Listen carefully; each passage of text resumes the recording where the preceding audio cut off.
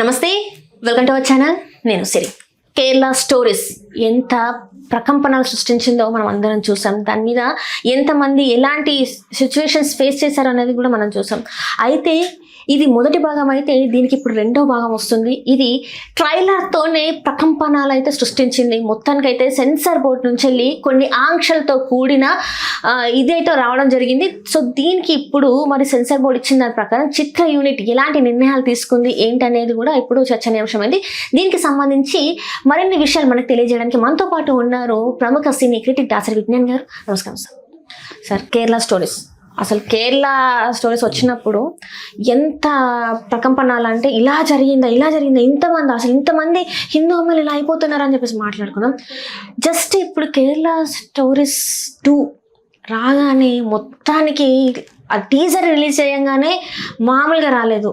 అసలు ఎంతమంది దీని గురించి మాట్లాడారంటే ఏకంగా ఈ సినిమా బ్యాన్ చేయాలని చెప్పేసి కొంతమంది మాట్లాడడం జరిగింది. ఇప్పుడు చూసుకున్నట్టయితే సెన్సార్ బోర్డు నుంచి కొన్ని ఆంక్షలతో కొన్ని ఇవైతే వచ్చాయి, రిస్ట్రిక్షన్స్ అయితే వచ్చినాయి.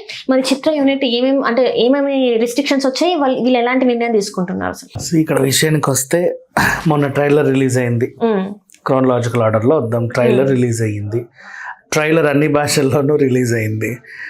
అన్ని భాషల్లో ట్రైలర్ రిలీజ్ అయ్యే టైంకి ఆల్రెడీ ఏవో ఇష్యూలు నడిచి పలానా 2 వర్గాల మధ్య ఆల్రెడీ గొడవలు నడుస్తూ ఉన్నాయి.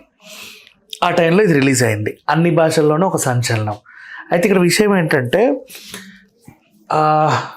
ఆర్టికల్ 19 ప్రకారంగా కులం, మతం, ప్రాంతం గురించి మనం మాట్లాడొద్దు. మాట్లాడినా కూడా అసలు మాట్లాడొద్దు. ఇంకా మాట్లాడినా కూడా ఏంటి, అసలు మాట్లాడొద్దు, అంతే. ఎవరికి హక్కు లేదు, మాట్లాడొద్దు. దాన్ని వదిలేసావనుకో రేపటి రోజు హైకోర్టు జడ్జిల్ని, సుప్రీంకోర్టు జడ్జిల్ని తిట్టుకుంటూ, ప్రైమ్ మినిస్టర్ని, ప్రెసిడెంట్లను తిట్టుకుంటూ కూడా సినిమాలు చేస్తారు. ఎందుకు ఇట్లా చేసావంటే మరి దాన్ని ఎట్లా వదిలేవు, నువ్వు దీన్ని ఎందుకు ఆపుతున్నావు అంటారు. ఇదే క్వశ్చన్స్ వస్తాయి. అందుకని చెప్పేసి అసలు పూర్తిగా దాన్ని అసలు ఎంటర్టైన్ చేయకూడదు ఫుల్ ప్లెడ్జ్డ్గా. కానీ ఇక్కడ ఏమైందంటే ఆ ట్రైలర్లో చూసిన 3 అంశాలు పుష్కలంగా ఉన్నాయి. పలానా కులం అమ్మాయిలని చెయ్యాలి అంటే 12 లక్షలు అని ఒక కులాన్ని అమ్మాయిల గురించి దారుణంగా మాట్లాడాడు. పలానా మతానికి చెందిన వాళ్ళే ఇలాంటి పనులు చేస్తున్నారు అని ఒక మతాన్ని హైలైట్ చేసి చూపించావు. టైటిలే ఒక ప్రాంతం. అవునా? అంటే అది పెట్టడానికి కూడా కారణాలు ఏంటంటే అక్కడ నుంచే చాలా మంది అమ్మాయిలు ఇలా అయ్యారు. సో అందుకోసమే అసలు అది జరిగింది యథార్థ సంఘటనలు. అండ్ తీసుకుంది కూడా ఎక్కడైతే పోలీసులు దీని గురించి చేశారో ఆ ఫైల్ నుంచి తీసుకున్నాం కదా అని చెప్పేసి వాళ్ళు అంటారు. ఇప్పుడు ఏంటంటే చివరికి కేరళ పేరుని మార్చండి, దయచేసి ఈ ప్రాంతం పేరుని మార్చండి అని వాళ్ళు పెట్టుకున్నారు. ఈరోజు రేపు దాని మీద తుది తీర్పు వచ్చే అవకాశం అయితే ఉంది. రాష్ట్రం పేరే మార్చుకోవాల్సిన పరిస్థితి వచ్చింది. అంటే ఇష్యూ అనే కాదు, వాళ్ళు ఏదో రీజన్స్ చెప్పుకుంటున్నప్పటికీ కొంతమంది అవునవును ఎందుకైనా మంచిది మారిస్తేనే బెటర్ అనే లాగా వచ్చారు. సరే, ఇప్పుడు 19 ఆర్టికల్ ప్రకారంగా ఇవన్నీ ఉండొద్దు, కానీ ఉన్నాయి. మరి సెన్సార్ చేయొద్దుగా, ఇవన్నీ ఎలా చేయొద్దు. అయితే ఇక్కడ విషయం ఏంటంటే యాక్చువల్గా తలలు ఎగిరే సీన్లు ఉంటాయి కదా, అట్లా సెన్సార్ అవ్వాలి. నువ్వు తల ఎగిరి ఇటేసి ఇక్కడ నుంచి బ్లడ్ ఇటు పోయి చూపియొద్దు ప్రతి సినిమా. ఇప్పుడు పాన్ ఇండియా లెవెల్లో వచ్చిన బాహుబలిలోను, పుష్పలోను అన్నిట్లోనూ తల ఎగరకుండా ఏ సినిమా అయితే లేదుగా. ఎందుకు అది యాక్సెప్టెన్స్ ఇచ్చారు చెప్పనా? ఒకప్పుడు వాయిలెన్స్, నేను నిన్ను ఇట్లా పొడవడానికి వచ్చేవాడి ఎమోషన్ని, వీడి భయాన్ని మాత్రమే క్యాప్చర్ చేసి తర్వాత అని వాడు పొడిచినట్టు వాడికో ఎక్స్ప్రెషన్, పొడవబడ్డాను నేను అని వీడికో ఎక్స్ప్రెషన్, ఏదైనా ఎంటీ గోడ మీద ఇంత రక్తం, అంతే. అది కూడా రక్తం కాదు, అది కలర్, వాటర్, వాటెవర్ ఏదో ఒకటి ఇట్లా పడినట్టుగా. అంటే ఇక్కడ ఇది జరిగిందని చెప్పడానికి ఇన్ని వాడేవాళ్ళు. ఇప్పుడు ఇట్లా పొడిచి లోపల ఎన్ని నరాలు తెంపింది, ఏ పార్ట్కి ఎంత డ్యామేజ్ చేసింది, ఎంత లోపలికి వెళ్ళింది, ఎంత బ్లడ్ ఎలా కారింది అన్ని చూపించేస్తున్నారు. సో ఇక్కడ విషయానికి వస్తే వీళ్ళు ఒకప్పుడు అదేంటి సెన్సార్ చేసింది దీన్ని, మీరు అన్ని బ్లర్ చేసి చూపించేవాళ్ళు. తర్వాత వీళ్ళు కోర్టుకి వెళ్ళడం స్టార్ట్ అయ్యారు. ఎందుకంటే ఇప్పుడు అమ్మవారు వచ్చింది, ప్రతి గ్రామదేవత సినిమాలో లాస్ట్ అమ్మవారు అయినా సరే లాస్ట్ శూలం పట్టుకొని తల దగ్గొట్టారు. శ్రీకృష్ణుడి సుదర్శన చక్రం కూడా వచ్చి ఇట్లా తలే తీసింది. అవన్నీ మీకు తెర మీద యాక్సెప్ట్ అయినప్పుడు, అక్కడ తల తీస్తే మీకు వైలెన్సే కానప్పుడు, మా హీరోనో మా విలనో తల నరికే సీన్ ఉంటే ఎట్లా మీరు కట్ చేస్తారు అనే క్వశ్చన్ రేజ్ అయినప్పుడు అవును కదా అని కోర్టు అభిప్రాయపడింది. అది సినిమా, ఇది సినిమే.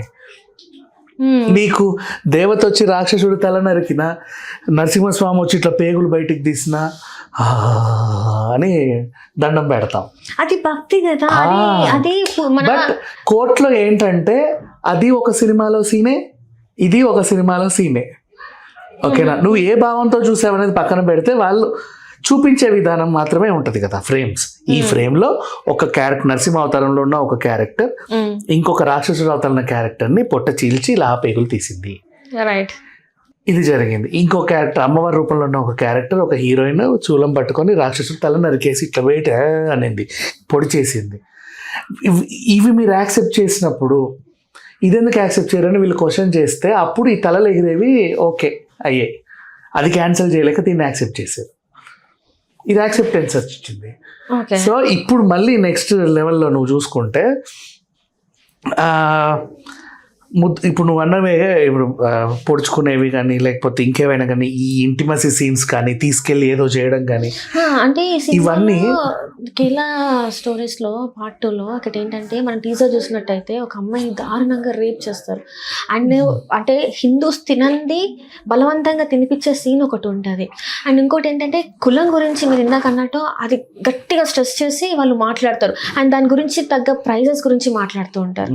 సో ఇవన్నీ వద్దు, ఇవన్నీ కూడా మళ్ళీ దేశ సార్వభౌమత్వాన్ని ఇంకా మన ఇండియా ప్రైడ్ని తగ్గించే విధంగా ఉన్నాయని చెప్పేసి అన్నారు. సో దీనికి తగ్గట్టు ఆ పదాలు అర్థాలు మారకుండా ఇంకేమన్నా పదాల ప్రత్యామ్నాయం చూసుకోండి అని చెప్పేసి చెప్పిందని చెప్పి తెలుస్తుంది. రీజన్ ఏంటంటే అవన్నీ నీకు సెన్సార్ బోర్డు సవరణ తర్వాత సినిమాలో ఉండొచ్చు, అసలు ఉండకపోవచ్చు. అండ్ కొన్ని సీన్స్ ని కూడా పూర్తిగా తొలగించాలి అని చెప్పేసి అన్నారంట. అసలు ఉండకపోవచ్చు సినిమాలో, కానీ యూట్యూబ్ కి నీకు ఇదేం లేదు కదా రిస్ట్రిక్షన్స్.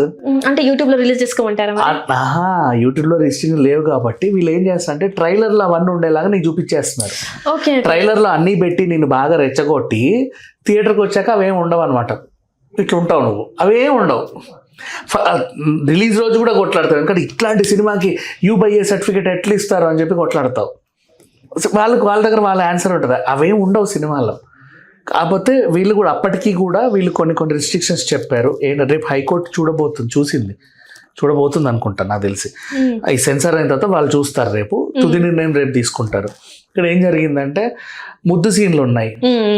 అంతసేపు ఎందుకు, నువ్వు ముద్దు పెట్టుకోవాలని వస్తావు మాకు తెలుసు, పెట్టుకొని వెళ్ళిపో అని చెప్పి దాన్ని కట్ చేయమన్నారు. మరి వీళ్ళు కట్ చేస్తారు. నెక్స్ట్ అమ్మాయిని ఏదో చేసే సీన్ని అంత చూపించాల్సిన అవసరం లేదు. అట్లా చేస్తున్నారు అని తెలిస్తే ఇప్పుడు అంతెందుకు, అరుంధతి లాంటి సినిమాల్లో కూడా వాళ్ళ అమ్మ తలుపేసేస్తుంది. నీకు అర్థమైందా? అంటే అట్లా చేయాలి. ఇక్కడ వీళ్ళేంటో తలుపులు తీసి మొత్తం జరిగేదంతా కెమెరాకే ఇట్లా పెట్టి చూపించేస్తున్నారు. అట్లా చూపించొద్దు. ఇంకొన్ని ఉంటాయిలే. ఇప్పుడు నువ్వు యూట్యూబ్లో చూసేవన్నీ థియేటర్లో ఉంటాయని మాత్రం అనుకోకు. తీస్తారు, మారుస్తారు, మ్యాక్సిమం మారుస్తారు. మార్చకపోతే ఇంకా పెద్ద గొడవ అవుతుంది. ఎందుకంటే అదేంటిది అసలు యాక్సెప్ట్ చేయొద్దు కదా ఇవన్నీ. అట్లా సో చూడాలి మరి రేపటి రోజున సినిమాకి ఎట్లాంటి తీర్పు వస్తుంది ఏంటి. హైకోర్టు నిర్ణయం తీర్పు వెలువరించిన తర్వాత మళ్ళీ దీని మీద మాట్లాడదాం మనం. Right and thank you so much. Hello, Telugu రాజ్యం ఛానల్ చూస్తున్నారా? సామాజిక రాజకీయ జీవన చిత్రణే తెలుగు రాజ్యం. అతిశయోక్తులు అసత్యాలు ఉండవు. రాజకీయ కోణం కాదు, ప్రజా కోణమే కొలబద్ద. తెలుగు రాజ్యం వీక్షణ మీ ఉత్తమ అభిరుచికి నిదర్శనం.